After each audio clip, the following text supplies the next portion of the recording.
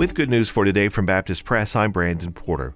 As we look back at 2022, we remember some of our favorite stories from the year.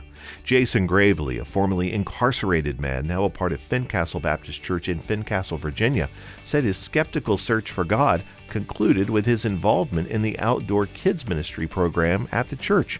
That's where he found spiritual answers and discipleship.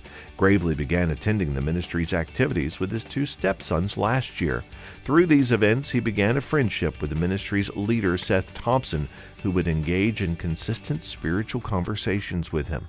This cultivated with Gravely eventually making a decision to follow Christ last fall, and he's noticed a difference in his personal life.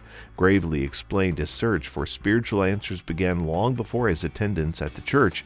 In fact, it began during the more than 5 years that he spent in prison. Points along new Carson-Newman University professor Vova Gorbenko's journey from Ukraine to Tennessee are marked with air raid sirens, explosions, bitter temperatures, and a 20-hour drive under the cover of night. The details sound like they were ripped from a movie plot, but for Vova and his family, every turn, every mile, and every step of their story has been very real. Vova and his wife Marina, along with their 17 and 15-year-old children, call Zaporizhzhia, Ukraine, home.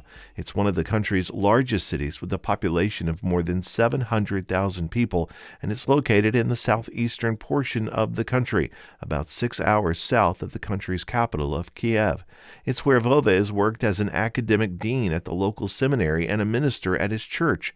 It was where Marina served as a public school teacher, and where Andrea, their son, and Katia, their daughter, grew up with friends and went to school. It was their home. But on February the 24th, their life was turned upside down. The family fled the country on a trip that led them to Ohio and eventually to the Christian college in East Tennessee. They call it a God event, that he not only rescued them from the war, but provided a wonderful opportunity for them in the U.S. Good News for Today is made possible through our friends at the Voice of the Martyrs, a nonprofit organization that serves persecuted Christians around the world. Founded in 1967 by Richard and Sabina Wurmbrand, VOM is dedicated to inspiring believers to deepen their commitment to Christ and to fulfill His Great Commission, no matter the cost. Find out more and sign up for their free monthly magazine at vom.org/good news. You can find stories that are both insightful and helpful at our website, baptistpress.com. While you're there, make sure to sign up for our morning and afternoon emails. They'll come to your inbox every day at no charge to you. It's all at baptistpress.com. Thanks for listening to Good News for Today.